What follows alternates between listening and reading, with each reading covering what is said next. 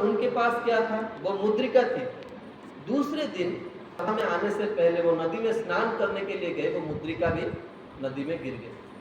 एक ही प्रमाण था अपने पति को पाने का, वो भी चला गया। देखिए जीवन भगवान की व्यवस्था कैसी है। और महाराज दुष्यंत जो है उनको बड़े कठोर, जो यहाँ बैठकर हमको शब्द तो नहीं उच्चारण कर पाए, उन्होंने कहा कि तुम बड़े दूषित नारी, तुम्हारा चरित्र ठीक नहीं, और किसी सती नारी को ये शब्द कभी बर्दाश्त नहीं कर सकती। तो शकुंतला बड़े दुखी होकर अपनी माँ को याद करने लगी और वो मेनका के पास चली गई। और इसी समय क्या हुआ, नदी में गिरा था अंगूठी, एक मछली ने उस अंगूठी को खाया और महाराज दुष्यंत के पास वो अंगूठी आ गया और दुष्यंत बड़े पश्चाताप करने लगे। तो लेकिन दुष्यंत को तो पता चल गया, समाज कैसे एक्सेप्ट करेगा, क्योंकि भरी सभा में तो उनका अपमान हुआ। तो जैसे ही शकुंतला सभा में आई तो देववाणी कि हे राजा दुष्यंत, ये तुम्हारी धर्म अधिकृता पत्नी है, और यही तुम्हारा पुत्र भरत है, तुम्हें उनको ग्रहण करना चाहिए। तो देखिए जब हम धर्म के पथ में रहते हैं, धर्मो रक्षति रक्षिता, जब हम मंदिर में आते हैं, हम भगवान को प्रणाम करते हैं, आपका ये जो कार्य है ये आपको महान विपद में आपको रक्षा देगा। देखिए आप लोग बाहर भी हम लोग जन्म उत्सव पालन कर सकते हैं, लेकिन मंदिर में जब हम पालन करते हैं हमारा मनोरंजन के साथ साथ आत्मरंजन भी होता है, क्योंकि हमें साधुओं की कृपा आशीर्वाद मिलता है और भगवान का भी आशीर्वाद मिलता है। देखिए राम जी ऐसे खड़े हैं ना, आप देख रहे भगवान आशीर्वाद दे रहे, इसका मतलब है कि भगवान कहते हैं अलमिति, आप यहाँ मंदिर में मेरे पास आ गए यही बहुत है, प्रणाम करना, अगर प्रणाम करोगे तो बिक जाऊंगा, भगवान बिक जाते हैं। इसीलिए हमें हमेशा अपना जीवन के प्रत्येक कार्य को भगवान के साथ जोड़ना चाहिए। जब हम भगवान के साथ जोड़ते हैं तब हमें जो है दिव्यता की प्राप्ति होती है। ये तो शकुंतला जी का चरित्र है। इस चरित्र को जो श्रवण करता है उसके अंदर जो है महान गुणों की मतलब महान गुणों को वो प्राप्ति कर लेता है। तो दूसरा एक है, हम राम जी के दरबार में बैठे हैं और हनुमान जी का एक चरित्र कह के हम वाणी को उसके प्रति, और जितने भी बच्चे हैं आप सबको हम आशीर्वाद देना चाहते हैं। हनुमान जी जो है बचपन से बड़े चंचल थे और नीति शास्त्र ऐसा कहते हैं जो बच्चा बचपन में बहुत चंचल होता है वो बहुत अच्छा पढ़ाई करता है, बड़ा एकदम विद्वान बनता है, बड़ा बनता है। हमारे कृष्ण बड़े चंचल थे, महाप्रभु भी बड़े चंचल थे, भगवान दिखाते हैं अपने जीवनचर्या के द्वारा। चंचल बच्चे बड़े होकर बड़े विद्वान गुणी बनते हैं। तो हनुमान जी इतने चंचल थे, आप सबको पता है, सूर्य को निगल गए और जैसे सूर्य को निगल गए इंद्र जी ने वज्र लगाया और वायु जी ने बड़ा रुष्ट होके अपने पुत्र को लेकर जो है आ गए और सभी देवताओं ने हनुमान जी को आशीर्वाद दिया। एक तो चंचल थे, शरीर में बहुत बल था, शिव जी हैं, मतलब 11वां रुद्र है हनुमान जी, और भगवान के एक अंश से भी हनुमान जी प्रकट है, तो इतना शक्ति और ऊपर से आशीर्वाद मिल गया। तो जितना उद्दंडता थी वो उद्दंडता बढ़ गया। लेकिन हनुमान जी इतने नटखट थे, जो चीज नहीं करना था वही किए। वो नटखटता किसके प्रति प्रकाश कर रहे थे? साधुओं के प्रति। साधु जब नहा रहे हैं तालाब में, नदी में, तो हनुमान जी नीचे से जाके पैर खींच लेते थे, ओ हाय हाय करते लगते, कभी कभी कपड़ा लेके चले जाते थे और एकदम बाबा जी कैसे निकले समाज, तो बड़ा परेशान करते थे। और ये उद्दंडता जो है सीमा को पार कर गया। एक दिन हनुमान जी ने क्या किया, एक साधु बैठकर भजन कर रहे थे और साधुओं का नियम रहता है इतना भजन जब तक खत्म नहीं होगा तब तक उठेंगे नहीं, और जब शौच लगेगा तो बाहर आते हैं, वैसे तो नहीं निकलते आसन से। तो साधु को जब शौच लगा, हनुमान जी ने क्या किया, उसके जो दरवाजा के सामने एक बाघ को लाकर बांध के रखी, और वो बाघ कई दिनों से भूखा था और एकदम चिल्ला रहा था खाने के लिए। और जैसे ही वो साधु दरवाजा खोला तो ये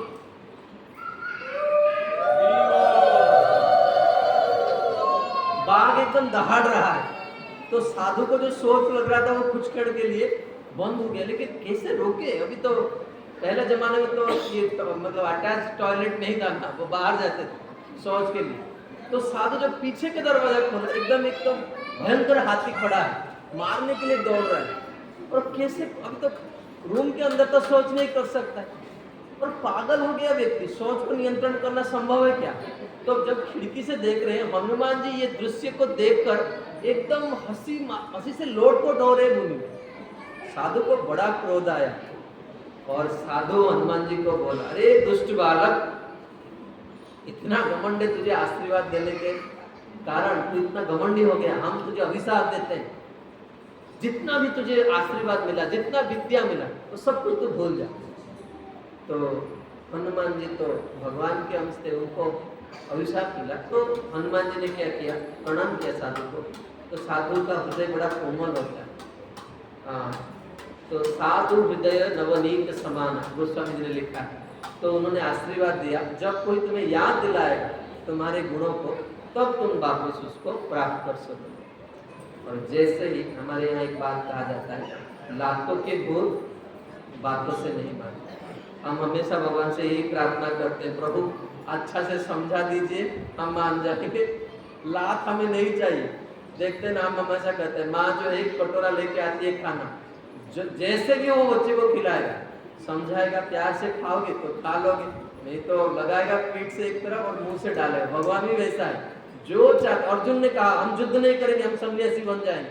भगवान ने कहा अर्जुन तुम युद्ध करोगे, और अर्जुन ने कहा करिष्ये वचनम तव, वो जो चाहते हैं वो ही होगा। इस संसार में उनकी इच्छा से एक पत्ता भी नहीं गिर सकता है। भगवान ऐसे स्वराट पुरुष है।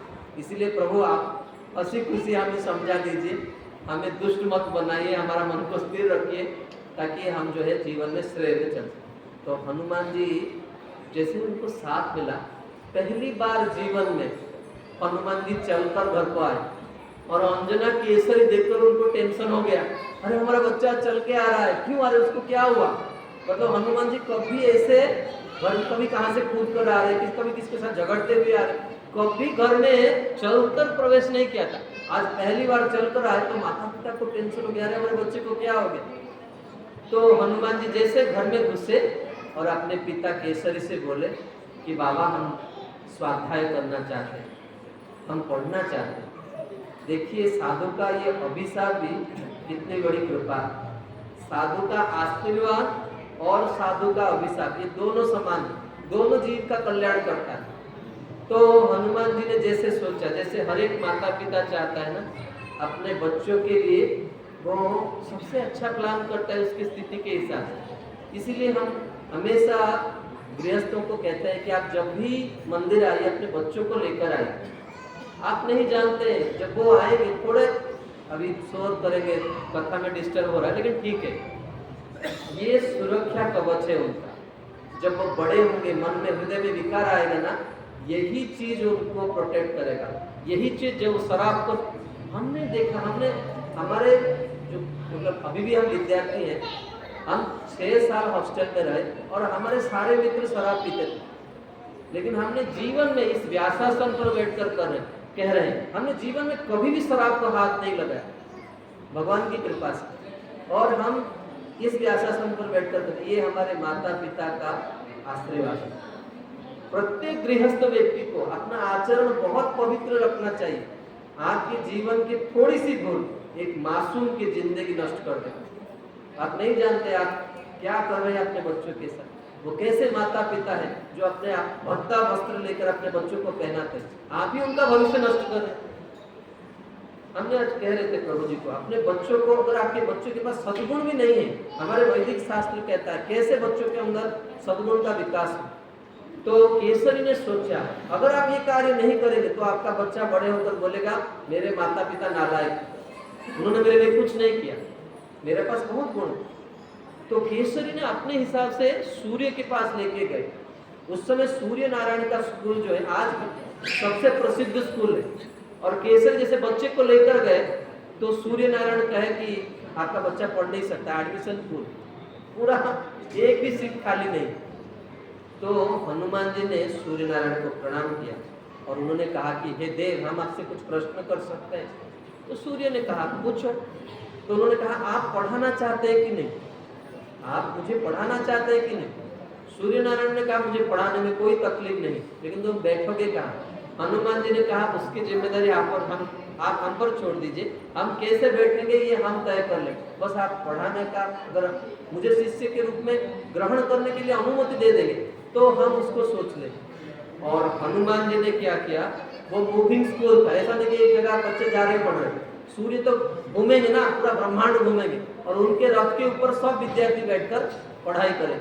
और हनुमान जी ने क्या किया, ये तो वायुपुत्र थे, उड़कर पढ़ाई की, लेकिन जब बैठे तो सूर्य तो घूमेंगे, हनुमान जी गुरु जी को नहीं देख पाए। और हनुमान जी ने क्या किया, गुरु को नहीं देख पाए तो कैसे पढ़ेंगे, तो हनुमान जी पीछा होकर सूर्य की तरफ मुख कर पढ़ाई किए और 66 साइकिल 66 बार में ही पूरे विद्या को हासिल कर लिया। जीवन में कभी हनुमान जी ने दूसरी बार नहीं पूछा गुरु को कि आप ये क्या पढ़ रहे हैं, पढ़ा रहे हैं, हमें समझ में नहीं है।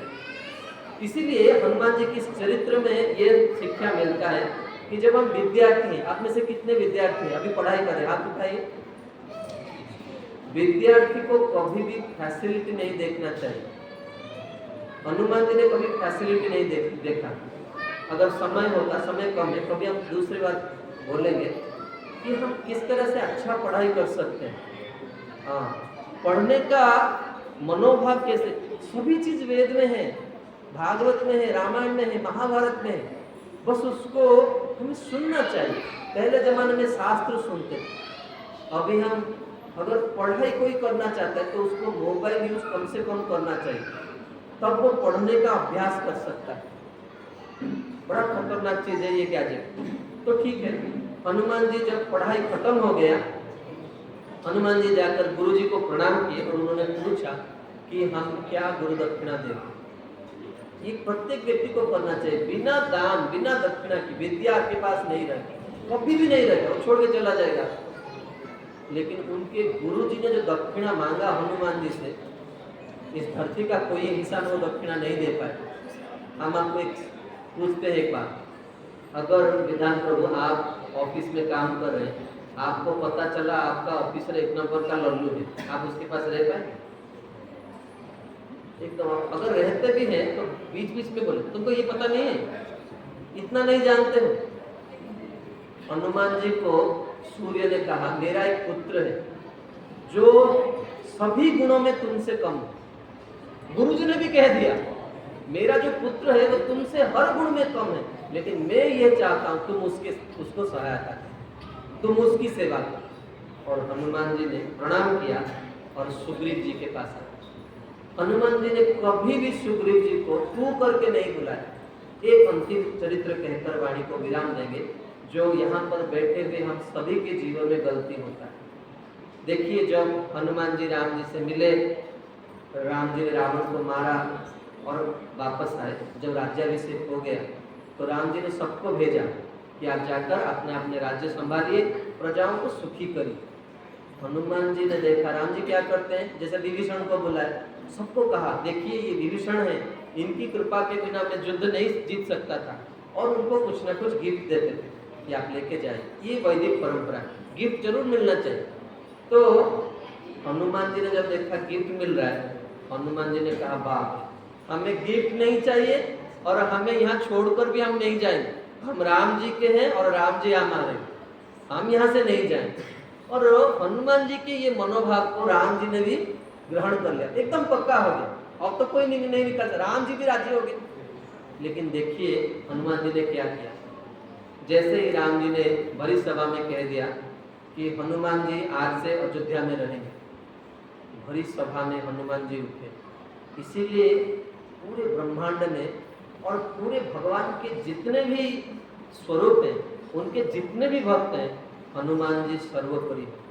आप किसी को भी अपना इष्ट मानिए, लेकिन अगर हनुमान जी को आप अपना बना लेना, विजय आपके साथ। आप देखिए अर्जुन के रथ में कौन थे? हनुमान जी। कोई भी स्वरूप को आप अपना मानते हो, लेकिन अगर हनुमान जी आपके साथ है, आपका जीत सुनिश्चित। क्योंकि हनुमान जी का पास 2 विलक्षण गुण है, विद्यावान गुणियन अति चातुर। विद्या है, लेकिन विद्या का एक स्वभाव है, अगर आपके पास गुण आ जाता है तो अहंकार भी आता है। लेकिन हनुमान जी विद्या होते हुए भी सबसे विनम्र है, हम गाते हैं ना, यत्र यत्र रघुनाथ कीर्तनम तत्र तत्र कृतमस्तकांजलि। अगर आप ये चरित्र सुने, एक चरित्र सुन लिए, दोबारा कभी क्लास में नहीं बैठ, अरे प्रभु जी ये रोज बोलते हैं, क्या सुनना। जो सुनता है वो उसके मुंह से कभी ये बात नहीं निकलता।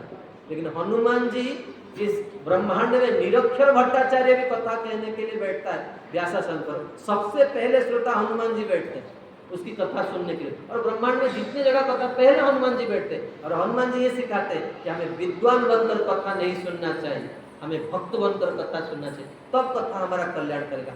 भरी सभा में हनुमान जी उठे और सुग्रीव जी के पास गए और उन्होंने कहा, हे गुरुदेव, अगर आप कहें, सुग्रीव उनके गुरु नहीं है, गुरु कौन है? सूर्य है, लेकिन सूर्य ने कहा भेजा है सुग्रीव जी के पास, इसलिए अतः सुग्रीव जी को गुरु कहा हनुमान जी। हे गुरुदेव, अगर आप आज्ञा देंगे, अगर आप प्रसन्नता से हमें अनुमति देंगे, तब जाकर हम राम जी की सेवा कर पाए। अगर हनुमान जी की ये बात नहीं कहते, राम जी भी अगर अनुग्रह किए ना, हनुमान जी राम जी के पास सेवा नहीं कर पाए। क्योंकि दूसरे क्षण सभी लक्ष्मण, सीता देवी, भरत, शत्रुघ्न सब हनुमान जी के अगेंस्ट में भी, क्योंकि हनुमान जी सब सेवा कर लेते, दूसरे किसी को सेवा नहीं देते, क्योंकि सुग्रीव जी का आशीर्वाद मिला उनको। अतः यह परंपरा है, ये शिष्टाचार है। हम ऐसे ही आप भगवान को सेवा नहीं कर रहे, इसके लिए हमारे माता पिता, हमारे गुरुजन, हमारे कुल देवता और प्रत्येक इस मंदिर का भक्त जिन्होंने हमें थोड़ा सा भी मदद किया है, उनके हमारे प्रति देन है। जिस दिन इस ऋण से आपका थोड़ा सा भी अहंकार आएगा तो हम किसी काम के लायक नहीं रहे। अतः शकुंतला जी के चरित्र में हमने यह सीखा कि हमारे जीवन की जो पवित्रता है वो हमें कभी हारने नहीं देगी। अतः बच्चों में यह संस्कार जरूर आना चाहिए। और हनुमान जी के चरित्र से हमने ये सीखा कि हमारा सिर हमेशा हमारे गुरुजनों के चरणों में झुकना चाहिए। दो गुण हमें जीवन में जरूर यशस्वी बनेगा। जितने भी बच्चे हैं सबको बहुत बहुत शुभकामनाएं, और विशेष रूप से राधिका को, बड़ा ही प्यारी लाली है हमारा। कल हमारे एक गुरु भाई ने हमारे पास एक बहुत अच्छा वीडियो भेजा था, आज हमने अपने व्हाट्सएप में, गुल्ला व्हाट्सएप में वो शेयर किया। हमारे इतने कॉन्ग्रीगेशन हैं, हमारे बहुत भक्त हैं, हमारा इच्छा है कि हमारे इस कॉन्ग्रीगेशन में कोई ऐसे लड़की या लड़का कभी इस दिन ऐसा बने। हमारा बहुत इच्छा है कि, क्योंकि गृहस्थ के ये जो बच्चे हैं ना, ये साधारण लड़के लड़की नहीं है। ये शास्त्र में कहा गया है, मनुष्याणाम सहस्रेषु कश्चित् जततपि सिद्ध, ये वही है। आपके घर में जो संतान आ रहे हैं, विकार आने से पहले जिन्होंने भगवान को जान लिया कि बच्चे, हमारे यहाँ कितने, राधिका आ रहा है, चैतन्य है, चैतन्य इस बार एक वैष्णव भजन गाया। हम तो आश्चर्य, इतना छोटा सा बच्चा वैष्णव भजन गा रहा है, छोटे छोटे बच्चे, ये ईश्वर के देन है। आपको बड़े सावधान से इनको स्नेह कीजिए, उनको अच्छा शिक्षा दीजिए, और श्रील प्रभुपाद जी के इस मिशन में आप उनको एक एक रत्न की तरह, एक एक सिपाही की तरह बनाइए, और वो अपना कल्याण तो करेंगे, पूरे ब्रह्मांड का उनके द्वारा कल्याण होगा। हम तो बाद में आए, और हम जब भी कोई छोटे से बच्चे को देखता है, हमारा मन इतना, देखिए विकार नहीं आया, अभी भगवान को प्रणाम कर रहे हैं, प्रसाद पा रहे हैं, क्या करेंगे आप? क्योंकि ये जो आध्यात्मिक चीज है, आप कल्पना नहीं कर सकते उसके अंदर कितनी शक्ति है। आप सबके अंदर इतना शक्ति है कि पूरा संबलपुर को आप बदल सकते हैं। बस ये है कि हम शास्त्र को कितना अपना रहे हैं, शास्त्र की बात को कितना आचरण में ला रहे हैं। भगवद गीता में एक बात कहते हैं, उसी बात को कहकर हम वाणी को विराम दें। हमारा मन कैसा है ना, कोई साधु को देखते हैं तो उसके जैसा चमकने के लिए इच्छा होता है, देखकर साधु के कैसे बिल्कुल टेंशन फ्री है। कोई क्रिकेट स्टार को देखते तो हम भी अभी क्या कोहली की तरह हमें खेलना है। कोई पॉलिटिशियन को देखते तो हमारा भी थोड़ा रुबाब होना चाहिए। कोई मिनिस्टर को, कोई फिल्म स्टार को देखते हैं, वैसा जो देखते वही होने का मन करता है। लेकिन वास्तव में ऐसा होता नहीं है। होता है वास्तव में हमारे जीवन में ऐसा नहीं होता है। लेकिन जब हमारे ऊपर साधुओं की कृपा हो, असंभव को संभव कर सकते हैं। मुकम करोति वाचाल पंगुलंघयते गिरिं यत्कृपास्तमहं वंदे परमानंद माधव। आप सभी को बहुत बहुत शुभकामनाएं।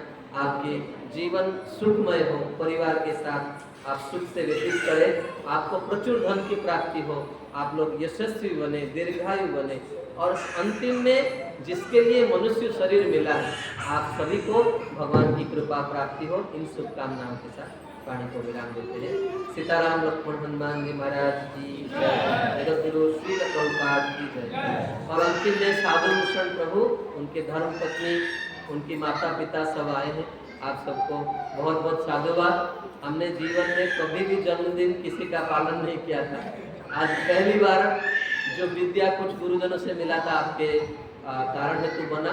आपको बहुत बहुत शुभकामनाएं। हरे कृष्ण। शांतिपति मुनि प्रभु की जगतगुरु श्रील प्रभुपाद की जय। सो भी सबके आनंद के लिए, विशेषकर बच्चों के आनंद के लिए हम एक